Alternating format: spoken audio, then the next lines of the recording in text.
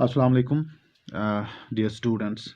Today we are talking about Snowdrop, a poem by Ted Hughes. This is the page is on the page 85 of your book, on which is written a poem by Ted Hughes. The title of the poem is Snowdrop, and Snowdrop, what it means. Snowdrop is actually a flowering plant or a flower that grows especially in winter season. Ted Hughes is actually uh, a poet of nature, but he takes up the brutal side of nature. He has his slogan of terrible beauty, in which he tries to he tries to explain the worst side of nature. Uh, Normally we talk about the bright part of the nature, means we are happy with the nature and we consider nature beautiful from its surface. But Ted Hughes is in a habit. He looks deep. He goes deep into nature and sees the side effect of nature. How the same nature which we consider beautiful, this person sees the negative side of nature, and he has many ways to explain the terrible side of nature, horrible side of nature. So today's poem is Snowdrop. I'll read it out. If you have books before you, page number 85 of your textbook, on which is written the poem Snowdrop. This poem is, as I have told you, this poem is by Edward James Hughes, literally are commonly known as Ted Hughes. I'll read out the poem, and with the passage of time, we'll be discussing these lines. Uh, Take your books before you and look into the lines. Now the globe is shrunk tight round the mouse's dull wintering heart. Weasel and crow, as if molded in brass, move through an outer darkness, not in their right minds. With other deaths, she too pursues her end. Brutal as stars of this month, her pale head heavy as metal. Okay, let's go back to the very first line. Now the globe is shrunk tight. Now means when this flower grows, when this flower sprouts, when this flower blooms. This is the time of winter. This is the time of snowfall. This is the time of boon chill. This is the time of boon chill. This could be the time of February or January, in which there is a lot of snow around. And this is the season of blooming of this flower. And he says, now the globe is shrunk tight.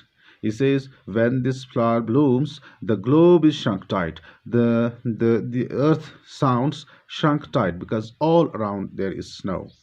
When snow falls, everything looks limited. It looks shrunk, it looks tight, it looks very much limited. So now the globe is shrunk tight round the mouse's dull wintering heart. Round the mouse's. He wants to say dull and wintering. These indicate the same thing. The poet is trying to highlight the effect of the brutality of nature, the brutality of that we have winter and we have summer. Summer is the positive phase of nature, and the winter is the negative phase, and the worst phase of the same year means the best part of the year is February, March, April, June, July, August, and then from September, October, November, and December, you and up till January and February, it's again the second part of the nature. These 6 months are considered the brutal part of the nature, and it says round the mouse's dull wintering heart. Dull means susta, dull means kamzor, dull means kahil, and mouse's heart, why जो चूहे का दिल है इसको दुगना सुस्त करके दे देती है ये wintering season. He says, round the mouse's dulled wintering heart. Dulled and wintering, these are two words indicating same thing, but they are actually highlighting the effect of the brutal part of the nature, the terrible and horrible part of the nature. He says the mouse that is very much active while in the winter, but this nature, the mouse is always moving, roaming around, but this nature has frozen. This nature has frozen the mouse. This nature has actually has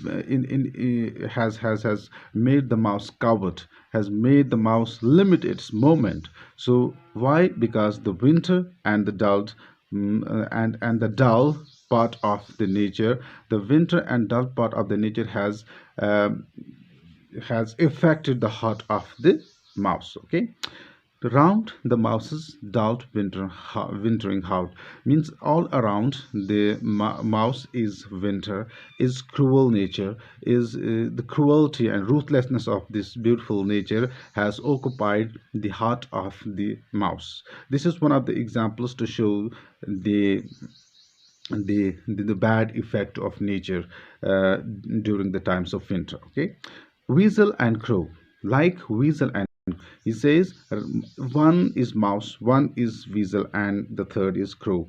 These are the mobile, these are the active birds and animals. weasel और चूहा और and crow, ये तीनों जो है ये active माने जाते हैं. Even in winter they remain in motion all the way, but this nature has this winter has frozen them up. इनको भी फ्रोज अप किया है as if moulded in brass. ऐसा इनको फिक्स करके रखा है जैसे कि they are no more the living beings, they are no more the living items, they are no more the living things. They are as if molded in brass, as if they are the painted, or the as if they are the handmade things. ठीक, move through an outer darkness, not in their right mind. अगर इनको कभी move करना भी पड़ता है ज़बरदस्ती में, ज़रूरत के हिसाब से, but they are not in their right minds because they are not interested in moving. Why? Because nature is painful. Nature is painful to them. Nature does not allow them, this winter does not allow them to move as they normally move through an outer darkness. If they happen, there is darkness outside and there is darkness inside. Darkness in the at the spiritual level, darkness at the physical level. These are the two sides in which the poet is trying to show you how hard it is to move even in the nature, in the bad side of the nature, means the terrible part of the year, that's January, February, December, January, February, even up till March. In this season, in this time, these animals hardly move. Even if they are active and they move very interestingly, but this time they too feel a kind of pain, they too feel a kind of obstruction in moving. So not in their right minds, they are not in their right minds, they are not jovial, they are not interested, but somehow for some food grants they move, but they are not moving with interest, even if they are actually hankering for these food grants. Then he says, with other deaths she too pursues her. And now again, this is here, it's a very symbolic poem. इसमें क्या बोलता है? With other deaths, ये जो बाकी जो अमवात हो रही है, there is death, there could be death of plants, there could be death of birds, there could be death of insects around. इस मौसम में अक्सर बेशतर कोई चीज़, कोई ज़िंदगी आप नहीं देख सकते, बिकॉज विंटर में न कीड़े होते हैं, न मकोड़े होते हैं, यानी इंसेक्ट्स आपको नज़र ज़्यादा नहीं आएंगे, न मच्छर नज़र आएंगे, न मक्खियाँ नज़र आएंगे, न कोई कीड़ा नज़र आएगा, क्योंकि उनकी मौत पहले ही हो चुकी है. अब कुछ रहे सही कुछ चीज़ें हैं जो दिखते हैं, लेकिन वो अपने राइट माइंड में नहीं है. She too pursues her, and who too pursues her? Here we have two types of two symbols and two references. The first reference is she too pursues her, and who too pursues her, and it is actually the snowdrop, the flower that grows in the season of winter, that grows in the chill January, that goes in snow. He says she too, she is referred here to the snowdrop. Snowdrop भी अपने like she too pursues her end, लेकिन ये भी अपना मकसद पाने के लिए कोशिश में लगा है. इसका मकसद क्या है? खिलना होता है. मतलब ये कि ये जो टेड ह्यूज है ना, he is trying to give you a kind of courage, and he is making you to go through the tough and bad times if you want to grow something. जैसे इकबाल का वो शेर है, कहता है कि ये जो कुछ कि दाना खाक में मिलकर गुलो गुलजार होता है, means that who suffers a lot, that who goes through the ups and downs of life, and in these ups and downs all these sufferings are